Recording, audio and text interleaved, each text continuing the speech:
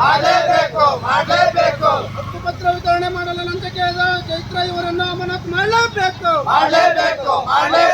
ರೈತರಿಗೆ ಬೆಳೆ ಹಾನಿ ಪಡಿಸದ ಗ್ರಾಮ ಲೆಕ್ಕಾಧಿಕಾರಿಯನ್ನ ಕೂಡಲೇ ಅಮಾನತು ಮಾಡಲೇಬೇಕು. ಬೇಕೇ ಬೇಕು.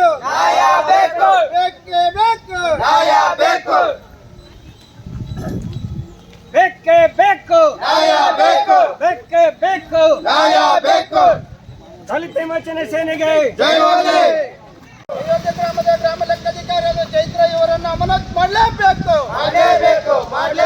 ಬೇಕೇ ಬೇಕು. ಡಾಕ್ಟರ್ BR ಅಂಬೇಡ್ಕರ್ ಅವರಿಗೆ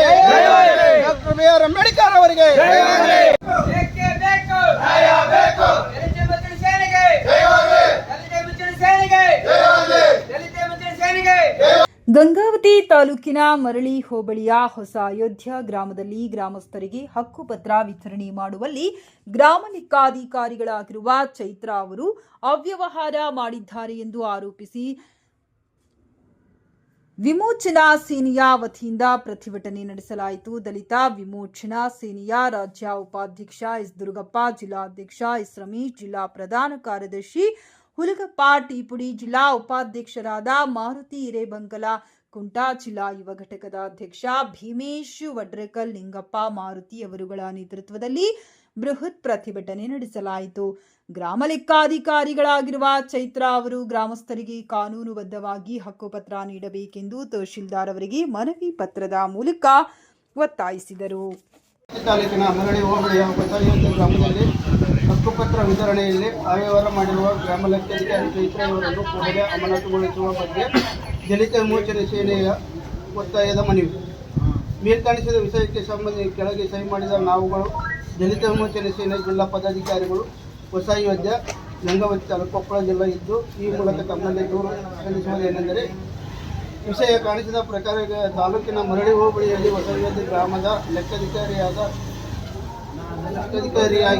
ಸುಮಾರು 8 ವರ್ಷಗಳಿಂದ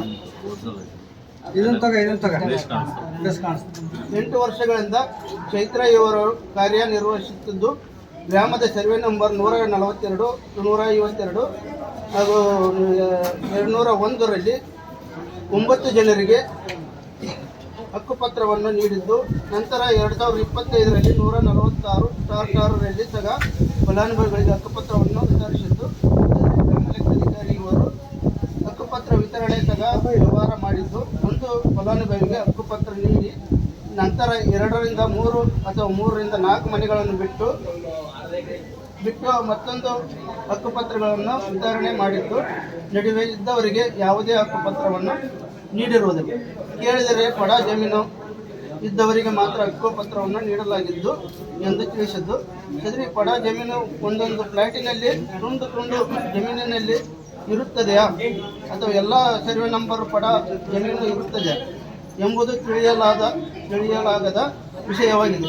ಇದರಿಂದ ಸದರಿ ಯಾರು ಫಲಾನುಭವಿಗಳು ಹಣವನ್ನು ನೀಡಿರುತ್ತಾರೋ ಅಂಥವರಿಗೆ ಮಾತ್ರ ಹಕ್ಕುಪತ್ರ ಯಾದಿಯಲ್ಲಿ ಹೆಸರನ್ನು ನಮೂದಿಸಿ ಕಳುಹಿಸಿದ್ದು, ಯಾರು ಹಣ ಕೊಟ್ಟಿರುವುದಿಲ್ಲ ಅಂಥವರ ಹೆಸರನ್ನು ಕೈಬಿಟ್ಟಿರುತ್ತಾರೆ.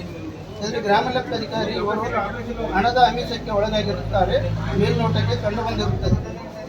ಮತ್ತು ಸದರಿ ವಿಷಯ ಅಯೋಧ್ಯೆ ಗ್ರಾಮದ 8 ವರ್ಷಗಳಿಂದ ಒಂದೇ ಸ್ಥಳದಲ್ಲಿ ಕಾರ್ಯನಿರ್ವಹಿಸುತ್ತಿದ್ದು, ಇದರಿಂದ ಅಲ್ಲಿಯ ರೈತರಿಗೆ ಅನುಕೂಲ ಮಾಡಿಕೊಟ್ಟಿರುವುದಿಲ್ಲ ಮತ್ತು ಬೆಳೆ ಹಾನಿ ಹಣವನ್ನು ರೈತರಿಗೆ ಖಾತೆಗೆ ಜಮಾ ಮಾಡಿಸಿರುವುದಿಲ್ಲ. ಬೆಳೆ ಹಾನಿಯಾದ ಬಗ್ಗೆ ಸ್ಥಳಕ್ಕೆ ಬಂದು ಪಂಚನಾಮೆ ಮಾಡಿರುವುದಿಲ್ಲ.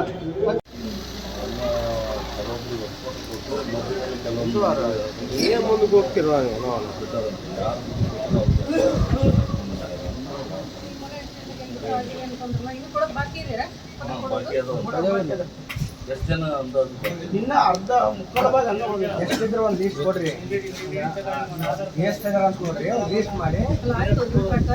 ಬಾಕಿ ಇದೆ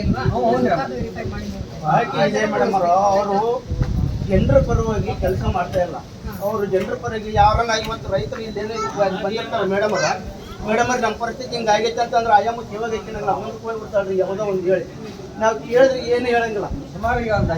ಹಂಗಾಗಿ ನಾವು ಕೇಳಿದ್ರೆ ಆಗಿನ ಟೈಮ್ನಾಗ 2021 9 ಹಕ್ಕುಪತ್ರಗಳು ಕೊಟ್ಟರು. ಮನೆ ಬಿಟ್ಟು ಮನೆ ಪಕ್ಕದಾಗ ಕೊಟ್ಟಾರ.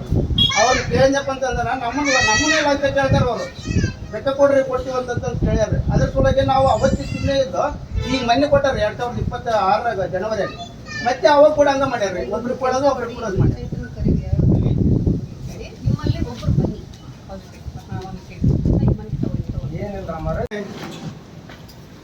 ದಿನಾಂಕ ಇವತ್ತು ನಮ್ಮ ಸಂಘಟನೆ ವತಿಯಿಂದ ದಲಿತ ವಿಮೋಚನೆ ಸೇನೆ ಸಂಘಟನೆ ವತಿಯಿಂದ ಮಾನ್ಯ ತಹಸೀಲ್ದಾರ್ ಸಾಹೇಬರಿಗೆ ಇವತ್ತು ನಮ್ಮ ಅಯೋಧ್ಯೆ ಗ್ರಾಮದ ಗ್ರಾಮ ಲೆಕ್ಕಾಧಿಕಾರಿ ಆಗಿರ್ತಕ್ಕಂಥ ಚೈತ್ರಾ ಮೇಡಮ್ ಅವರು 2021ರಲ್ಲಿ ಹಕ್ಕುಪತ್ರವನ್ನು ಮನೆಯ ಹಕ್ಕುಪತ್ರವನ್ನು ವಿತರಣೆ ಮಾಡಿದರು.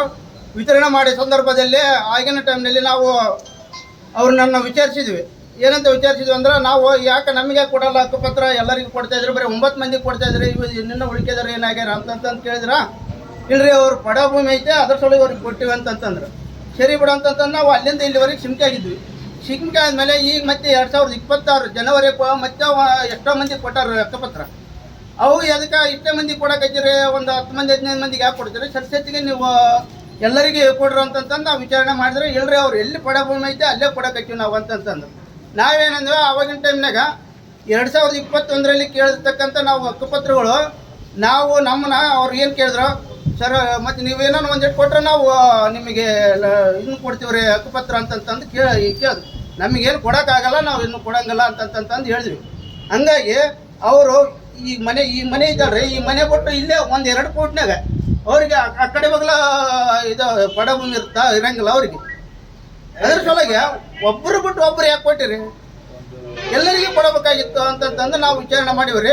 ಅವ್ರು ಹಕ್ಕುಪತ್ರ ಕೊಡಬೇಕಾದ್ರೆ ತಾವು ಲಂಚ ಕೇಳ್ತಾ ಇದಾರೆ ಅಂತಂತಂದು ನಾವು ನಮ್ಮ 2 ಮಾತುಗಳನ್ನು ಹಂಚಿಕೆ ಹೇಳ್ತೀವಿ.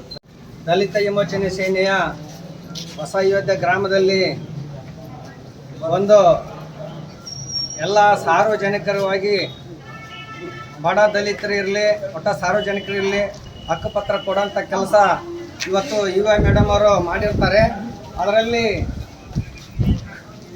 ಸ್ವಲ್ಪ ಲೋಪದೋಷ ಮಾಡಿರೋದ್ರಿಂದ ಒಬ್ರನ್ನ ಬಿಟ್ಟು ಒಬ್ಬರು ಒಂದು ಹಕ್ಕುಪತ್ರ ಕೊಟ್ಟಾಳಂತ ನಮ್ಮ ಗಮನಕ್ಕೆ ಬಂದಿರೋದ್ರಿಂದ ನಾವು ಇವತ್ತು ಪರಿಶೀಲನೆ ಮಾಡಿ ಅಯೋಧ್ಯೆ ಗ್ರಾಮಕ್ಕೆ ಹೋಗಿ ಎಲ್ಲ ಸ್ಥಳ ಪರಿಶೀಲನೆ ಮಾಡಿ ಕಳಿಸಿ ಇವತ್ತು ತಹಸೀಲ್ದಾರ್ ಸಾಹೇಬರಿಗೆ ಒಂದು ಮನವಿ ಪತ್ರ ಕೊಡ್ರಿ ಅಂತ ಎಲ್ಲರೂ ನಮ್ಮ ದಲಿತ ವಿಮೋಚನೆ ಸೇನೆ ಪದಾಧಿಕಾರಿಗಳು ಇಲ್ಲಿಗೆ ತಹಸೀಲ್ದಾರ್ ಮುಖಾಂತರ ತಹಸೀಲ್ದಾರ್ಗೆ ಮನವಿ ಪತ್ರ ಕೊಡೋಂಥ ಕೆಲಸ ಇವತ್ತು ಮಾಡೀವಿ.